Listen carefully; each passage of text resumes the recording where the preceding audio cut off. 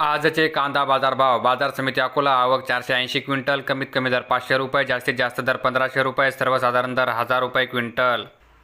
बाजार समिती मुंबई. आवक 10,637 क्विंटल. कमीत कमी दर 500 रुपये. जास्तीत जास्त दर 1200 रुपये. सर्वसाधारण दर 850 रुपये क्विंटल. बाजार समिती सोलापूर. आवक 33,316 क्विंटल. कमीत कमी दर 100 रुपये. जास्तीत जास्त दर 1850 रुपये. सर्वसाधारण दर 700 रुपये क्विंटल.